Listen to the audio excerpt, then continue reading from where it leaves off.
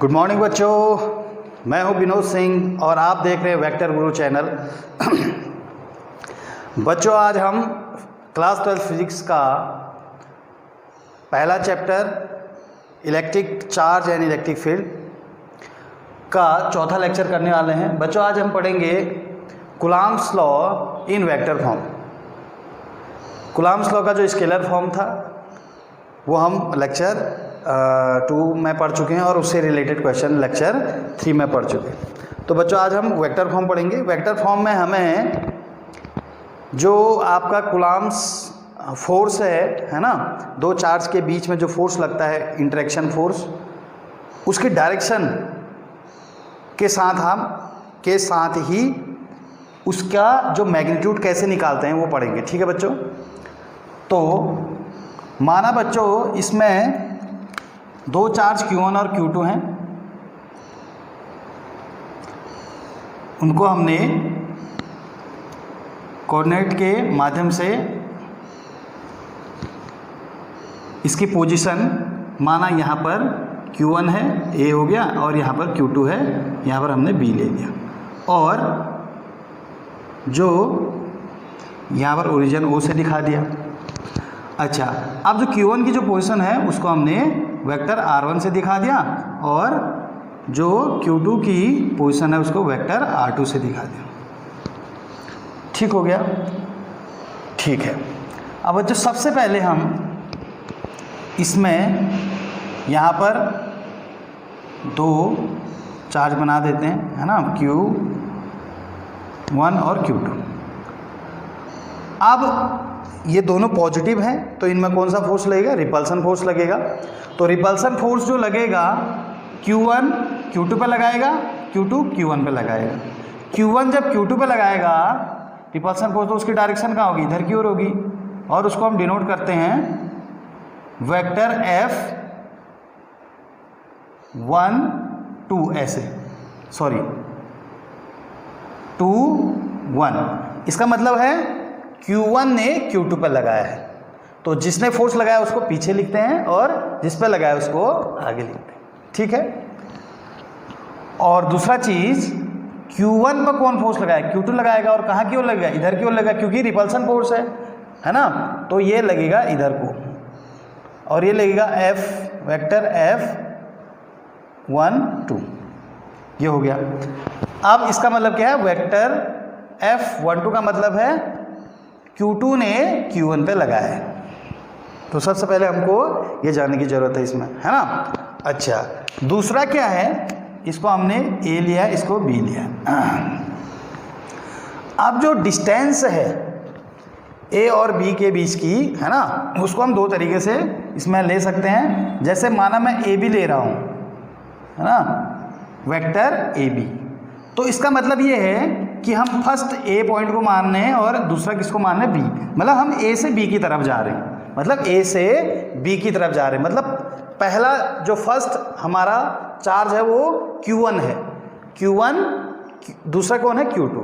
इसका मतलब ये होता है, मतलब A से B की तरफ जा रहे हैं, मतलब A से B की तरफ जा रहे हैं, मतलब हम ये कहना चाह रहे हैं कि Q1 ने Q2 पे फोर्स लगाया है ना, इस तरीके से Q1 ने Q2 पे, क्योंकि पहला इसको माना है।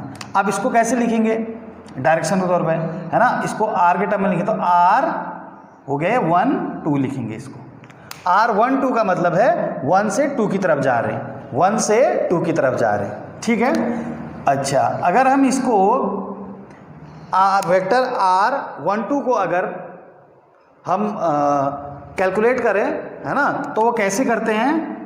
देखो, 1 से 2 की ओर जा रहे हैं, 1 से 2 की ओर, तो फाइनल से इनिशियल माइनस करते हैं, तो ये हो गया vector R2 minus vector R1। ठीक है। मतलब फाइनल से, ये फाइनल हो गया, फाइनल से इनिशियल को माइनस करते कभी भी अगर हम दो पॉइंट के बीच की डिस्टेंस निकाल रहे होते हैं। ठीक है। हाँ। अच्छा, वैसे अगर मैं इसको क्या लिखूं? BA भी लिख सकता हूँ, है ना, क्योंकि ये BA बोला या AB बोला, डिस्टेंस तो बराबर है ना, पर डायरेक्शन अगर हम इसको वेक्टर के साथ दिखाएंगे तो इसका मतलब है हम B से A की ओर आ रहे हैं, B से A की ओर आ रहे हैं, B से A की, मतलब B पहला है और A क्या है? बाद में आ रहा है। ठीक है। तो इसको कैसे डिनोट करेंगे? 2 1, मतलब 2 से 1 की ओर आ रहे, 2 से 1 की ओर आ रहे। तो अगर हम इसको कैलकुलेट करेंगे तो कैसे करेंगे, वेक्टर फाइनल कौन सा है, 2 से 1 की ओर जा रहे हैं, 2 से 1 की ओर, तो 1 बाद में आ रहा है, मतलब फाइनल वाला 1 है और इनिशियल वाला 2 है, तो फाइनल माइनस इनिशियल, ऐसे करेंगे। ठीक हो गया। अच्छा, अब हमको निकालना है वेक्टर F21 निकालो या फिर वेक्टर F12 निकालो, है ना। तो माना हम इसमें क्या करते हैं, वेक्टर F21 निकालते हैं। ठीक हो गया। तो क्या होगा, 1/4 pi epsilon 0 Q1 Q2 upon R। अब R स्क्वायर में लिख करके इसमें क्या लिखेंगे, देखो इसका मतलब क्या है, इसका मतलब है कि 1 2 पर फोर्स लगा रहा है ना, 1 2 पर फोर्स लगा रहा है, 1 2 पर फोर्स लगा रहा है। तो 1 2 पर फोर्स लगा रहा है मतलब पहले हम 1 की बात बोल रहे हैं, तो मतलब 1 से 2 की ओर जा रहे हैं, इसका मतलब ये होता है। तो 1 से 2 की ओर जा रहे हैं तो उसको तो ये लिखते हैं, है ना, ये हो गया R स्क्वायर, मतलब R12 का स्क्वायर। ठीक। अच्छा, अब लेकिन हमने यहाँ पर वेक्टर लगाया है, तो वेक्टर का मतलब क्या होता है, डायरेक्शन होती है, और डायरेक्शन दिखाने के लिए हमको यहाँ पर कुछ ना कुछ करना पड़ेगा, है ना। तो हमने 11th में भी पढ़ा है, डायरेक्शन दिखाने के लिए हम किसका यूज़ करते हैं बच्चों, यूनिट वेक्टर का यूज़ करते हैं। यूनिट वेक्टर क्या होते हैं, जैसे हमने एक्स एक्सिस में दिखाने के लिए क्या करते हैं, आई कैप का यूज़ करते हैं, जेड डायरेक्शन में दिखाने के लिए जे कैप का यूज़ करते हैं, और वाई के लिए के कैप का यूज़ करते हैं, है ना। जैसे माना हम कैसे पढ़ते थे, F बराबर माना कहीं पर 2i + 3j - 3k है। ठीक है। तो इसका मतलब क्या होता है, जो फोर्स है 2 न्यूटन कहाँ की ओर है, एक्स डायरेक्शन में है, 3 न्यूटन कहाँ है आपका जेड वाई डायरेक्शन में है, और 3 न्यूटन कहाँ पर है, माइनस क्या है, जेड डायरेक्शन में। ठीक है ना। मतलब क्या होता है, 2 न्यूटन एक्स डायरेक्शन में, 3 न्यूटन वाई डायरेक्शन में, और 3 ही न्यूटन माइनस जेड डायरेक्शन में, ऐसे पता चलता है। मतलब कैसे, क्योंकि आई क्या है, आई कैप, है ना, आई कैप मतलब ये यूनिट वेक्टर है एक्स डायरेक्शन का। ठीक है। जे कैप क्या है, यूनिट वेक्टर है वाई डायरेक्शन का, और के कैप या माइनस के कैप क्या है, यूनिट वेक्टर है किसका, वाई डायरेक्शन का, सॉरी जेड डायरेक्शन का। समझ गए। तो आई जे के कैप से पता चलता है हमें क्या है, ये एक्स में है, वाई में है, जेड में है। ठीक है। मतलब ये क्या होता है, यूनिट वेक्टर होते हैं, इनकी डायरेक्शन, ये डायरेक्शन को शो करते हैं। वैसे ही यहाँ पर मेरे को ये बताना है कि ये एफ जो 21 है ना, इसकी डायरेक्शन कहाँ है। तो मैं क्या करूँगा, जैसे इसके लिए हम यूनिट वेक्टर यूज करेंगे, R12 का कैप करेंगे ऐसे। ठीक है। इसका मतलब ये हमने इसको क्या लिख दिया, वेक्टर फॉर्म में लिख दिया। अच्छा, अब कोई भी यूनिट वेक्टर होता है तो उसका फॉर्मूला भी होता है। जैसे माना कोई यूनिट वेक्टर, कोई वेक्टर ए है, तो उसका यूनिट वेक्टर निकाले तो ए कैप इक्वल टू क्या होता है, ए का वेक्टर अपॉन उसका मैग्नीट्यूड। ठीक है। यहीं पर ले लो, जैसे आई लिखा है, आई का हमने यूनिट वेक्टर निकाला तो आई वेक्टर आई अपॉन आई का क्या हो जाएगा, मैग्नीट्यूड हो जाएगा। ठीक है। तो इस तरीके से नेक्स्ट लाइन में हम, अच्छा एग्जाम में इसका यूज़ भी कर सकते हो हम न्यूमेरिकल करने के लिए, है ना। और ये वेक्टर फॉर्म हो गया, मतलब आप इसको भी एग्जाम में लिख सकते हो कि कूलॉम्स लॉ का वेक्टर फॉर्म। ठीक है। और भी आगे को आपको इसको सिंप्लीफाई कर सकते हो, क्योंकि बुक में आपको इसके अलावा और भी चीज़ें देखने को मिलेंगी। तो हम इसको थोड़ा सा आगे ले जाते हैं। 1/4 पाई एप्सिलॉन 0, ठीक है, Q1 Q2 अपॉन ये हो जाएगा, ये हो गया नीचे। ठीक है। अच्छा, इसको क्या करेंगे फिर, वेक्टर 1 2 अपॉन क्या कर देंगे, इसका मॉड। ठीक है। ओके। अच्छा, ये भी मॉड है ना, ये भी मॉड ही है। ठीक। अच्छा, अब क्या आ जाएगा, 21 1/4 पाई एप्सिलॉन 0 Q1 Q2, ये हो जाएगा वेक्टर R12 अपॉन ये क्या हो जाएगा, पावर इनकी जुड़ जाएगी, क्या हो जाएगा ये 12 का होल क्यूब हो जाएगा। ठीक है, तो इसका यूज भी कर सकते हैं एग्ज़ाम में, है ना, न्यूमेरिकल्स के लिए। ठीक, ये भी हो गया। ठीक, अच्छा, अगर फिर हम इसको और सॉल्व करें, है ना, इसको और सॉल्व करें, इसको इरेज कर देते हैं। यहाँ पर क्या हो जाएगा, 1/4 पाई एप्सिलॉन 0 Q1 Q2। अच्छा, ये नीचे तो क्या हो जाएगा, अब यहाँ से देखेंगे बेटे, अब इसको क्या लिख सकते हैं हम, है ना, ये लिखा है R vector R2 minus vector R2 minus R1। ठीक है, ये आ गया, अपॉन इसको भी लिख सकते हो नीचे वाले को, है ना, वेक्टर R2 माइनस R1, लेकिन मैग्नीट्यूड होगा ये, ठीक है ना, ये मैग्नीट्यूड होगा, मैग्नीट्यूड का ये साइन, दो डंडे के हैं, मैग्नीट्यूड का साइन है, ठीक है, और इसका क्यूब, समझ रहे हो, मतलब इससे ये कटेगा नहीं, समझ रहे हो ना, ये वेक्टर है, ये मैग्नीट्यूड है, समझ रहे हो, ये अलग चीज़ है, इससे ऐसा नहीं कि ये इसकी पावर 1 है, इसकी पावर 3 है और एक से ये कट गया और इसका स्क्वायर हो गया, ऐसा नहीं होगा, है ना, ये आपको पता होना चाहिए। तो आपका इस तरीके से क्या आ गया, ये आ गया आपका वेक्टर फॉर्म आ गया। ठीक है, तो इसी प्रकार से आप क्या F12 भी निकालना चाहते हो तो F12 भी निकाल सकते हो, है ना, क्योंकि F12 है ना, क्या होगा, अगर F12 निकालना चाहते हो तो F12 वैसे माइनस F21 के बराबर होगा, क्योंकि क्या है ये ये दोनों क्या है, ये क्वांटिटी सेम होगी बेटे, ये F21 की और F12 की क्वांटिटी क्या होगी, सेम होगी, मतलब मैग्नीट्यूड सेम होगा, डायरेक्शन अलग अलग है, तो डायरेक्शन को दिखाने के लिए तभी यहाँ पर माइनस लगा है। ठीक है ना बेटे, आपने एक्शन रिएक्शन पढ़ा होगा, है ना, Q1 जितना Q2 पे लगाएगा उतना ही Q2 Q1 पे फोर्स लगाएगा, बराबर लगाएगा। ठीक है, चाहे दोनों की वैल्यू अलग अलग क्यों ना हो, कम ज़्यादा, लेकिन एक्शन रिएक्शन उतना ही होता है बेटे।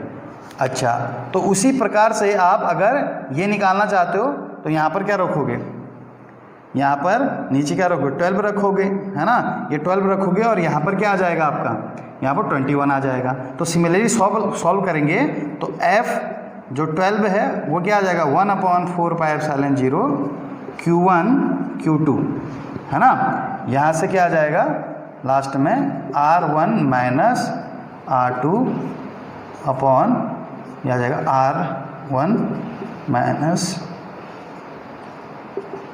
का क्यूब, यह आ जाएगा। ठीक है, ये आपका सिमिलरली आ जाएगा। ठीक है, 12 आ जाएगा।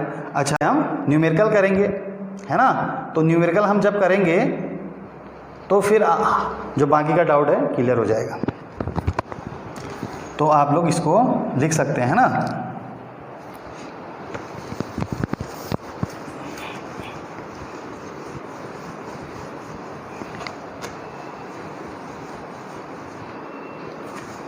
देखो बच्चों न्यूमेरिकल कैसे करेंगे,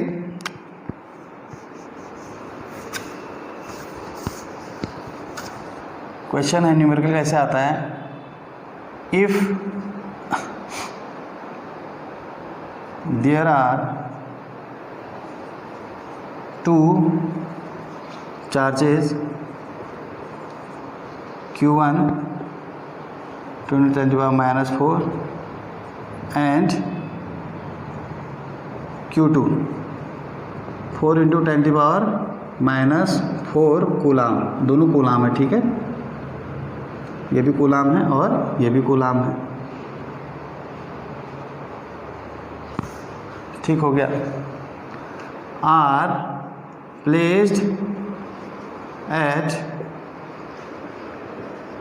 पहला पॉइंट है 1 2 3 मीटर एंड बी है 2 3 5 meter, then find F21 and F12 in vector form। And its magnitude. ठीक है, तो आपको F12 और F21 निकालना है ना। हालांकि एक निकल जाएगा, दूसरे को माइनस से मल्टीप्लाई कर देंगे, दूसरा भी निकल जाएगा।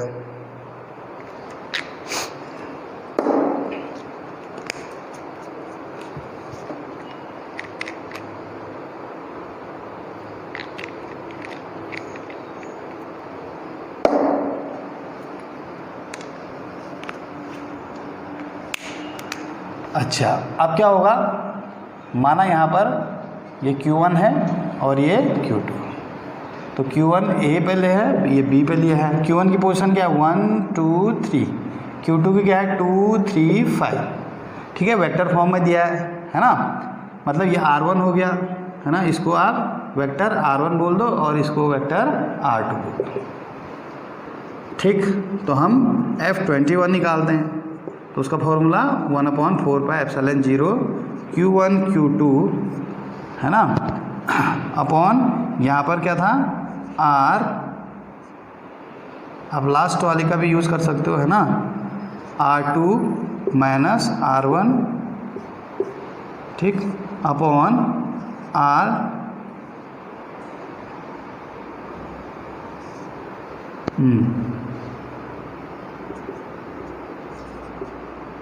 का मैग्नीट्यूड, इस तरीके से। ठीक है, तो इसमें सबसे पहले हम क्या करते हैं, ये निकालते हैं ना, तो R2 माइनस, पहले R2 क्या होगा बेटे, R2 क्या है 2i plus 3j plus 5k। ठीक है, मतलब ये आपको कोऑर्डिनेट में दिया है, तो मतलब ये x y z होता है, आपको पता ही है, x है तो i, y है तो j और ये k, इसलिए ऐसे। अच्छा, R1 क्या होगा, ये i प्लस 2j प्लस क्या आएगा 3k। ठीक, अब क्या आ जाएगा R2 माइनस R1, क्या हो जाएगा, इसमें से माइनस करो तो i, ये आएगा, इसमें से माइनस j है ना, और ये करोगे तो 2k आ गया, ये आ गया। ये तो वेक्टर है ऊपर वाला। अब इसका मैग्नीट्यूड निकालना है, अब क्या निकालना है मैग्नीट्यूड। तो यहाँ से शुरू करते हैं, यहाँ से अब देखना, अब ये तो निकल गया, अब इसका मैग्नीट्यूड कैसे निकलेगा, मतलब R2 माइनस वेक्टर R1 का मैग्नीट्यूड। तो मैग्नीट्यूड निकलता है आपका कैसे, i का कोफिशिएंट का स्क्वायर, मतलब i का कोफिशिएंट कितना है 1 का स्क्वायर है ना, प्लस j का कोफिशिएंट है ना, j का कोफिशिएंट भी 1 है, प्लस k का कोफिशिएंट कितना है 2 का स्क्वायर। तो R2 माइनस हो गया कितना √6 हो गया, तो इसकी जगह क्या रख देंगे √6 और बाकी Q1 Q2 की वैल्यू रखेंगे, आ जाएगा है ना। तो क्या हो जाएगा F21 इज इक्वल टू 1/4πε0 की वैल्यू 9 × 10⁹ इंटू Q1 की वैल्यू कितनी है 2 × 10⁻⁴ और Q2 की वैल्यू 4 × 10⁻⁴। Q1 Q2 आ गया। अब इसकी वैल्यू ये i plus j plus 2k ये आ गया। अब नीचे क्या आएगा आपका, ये आएगा, ये √6 का क्यूब, √6 का क्यूब। तो √6 3 बार मल्टीप्लाई होगा तो 2 बार √6 क्या हो जाएगा 6 हो जाएगा। तो इसको हम क्या लिख सकते हैं 6 × क्या आएगा 6। ठीक, अब आगे सॉल्व करेंगे तो F21 इज इक्वल टू 9 × 2 कितना हो गया 18 से 18 इस 6 से कट जाएगा 3 टाइम्स, 3 × 4 कितना हो जाएगा 12 और 10 की पावर कितनी हो जाएगी -8 -4 4 कितना हो गया 4 -4 -8 और ये 9 है तो कितना हो गया 10 हो गया है ना, मतलब 120 हो गया। अच्छा पीछे क्या आ जाएगा आपका i plus j plus 2k ये आ जाएगा। अपॉन में क्या आ जाएगा 6 तो कट गया है ना, √6 आ गया। तो F21 कितना आ गया 120 upon √6 I plus J plus 2 क्या आ गया, कितना न्यूटन। यह आ गया आपका वेक्टर फॉर्म में क्या 21। अच्छा F12 निकालेंगे तो क्या हो जाएगा, इसको माइनस से मल्टीप्लाई कर देंगे, माइनस यह हो जाएगा है ना, क्योंकि F12 क्या होगा माइनस F21 होता है ना, तो F20 माइनस तो लिख दिया, F21 कितना है इतना, ये हो गया I plus J plus 2K। ठीक है बच्चों, तो ये आपके दो फोर्स निकल गए किस फॉर्म में, वेक्टर फॉर्म में निकले हैं। उसने बोला इन वेक्टर फॉर्म। अब इसका मैग्नीट्यूड निकालना है, तो मैग्नीट्यूड में कभी भी IJK नहीं आता है, ठीक है ना। IJK कब आएगा, जब भी वो वेक्टर फॉर्म पूछे, है ना। मैग्नीट्यूड निकालना तो कैसे निकालेंगे, F21 का मैग्नीट्यूड तो क्या हो जाएगा, ये चीज़ तो सेम आएगी आगे से 120 अपॉन √6 है ना, इसका मैग्नीट्यूड निकलेगा सिर्फ, है ना। तो अंडर रूट, तो इसका मैग्नीट्यूड क्या होगा, I का कोफिशिएंट 1 का स्क्वायर प्लस J का कोफिशिएंट 1 का स्क्वायर प्लस K का कोफिशिएंट 2 का स्क्वायर। ठीक है, तो F21, तो ये कितना हो गया, ये √6 हो गया, 6 से 6 कट गया, तो कितना आ गया F21 आ गया 120 न्यूटन आ गया। सिमिलरली इसका भी निकालेंगे, बाहर से माइनस आएगा ना, तो माइनस का फिलहाल कुछ रोल नहीं है ना यहाँ पर मैग्नीट्यूड में, तो इसका भी क्या आ जाएगा, सेम हो जाएगा 120 न्यूटन। ठीक है, माइनस से आप इन तीनों को गुणा कर दो, है ना, तो माइनस से तीनों को गुणा करोगे तो क्या हो जाएगा, -1 का स्क्वायर प्लस 1, -1 का स्क्वायर प्लस 1, -2 का स्क्वायर प्लस 4 हो जाएगा, वो भी √6 आएगा, उससे कट जाएगा, 120 आएगा। इसमें हम माइनस लगाने की ज़रूरत नहीं है क्योंकि ये मैग्नीट्यूड है बच्चों, इसमें डायरेक्शन लगाने की ज़रूरत नहीं है। मैग्नीट्यूड कैसे, क्योंकि हमने 2 डंडे लगाए, है ना। ये क्या दिखा रहा है, डायरेक्शन भी दिखा रहा है, मतलब अगर 120 √6 से मैं अंदर मल्टीप्लाई कर दूँ तो I के आगे कोई I के आगे क्या आ जाएगा 120 अपॉन √6, मतलब इतना फोर्स x डायरेक्शन में, इतना ही फोर्स y डायरेक्शन में, और 120 × 2 कितना हो जाएगा 240 अपॉन √6 कहाँ की डायरेक्शन में है, z डायरेक्शन में। तो इस तरीके से ये वेक्टर फॉर्म हो गया, है ना, F21 और F12 का, और ये क्या हो गया स्केलर फॉर्म या फिर मैग्नीट्यूड इसको बोल सकते हो। तो बच्चों आज का लेक्चर यहीं पे ख़त्म होता है ना। अब नेक्स्ट लेक्चर में हम पढ़ेंगे सुपरपोजिशन लॉ, है ना, और तब तक के लिए bye bye, tata, have a nice day.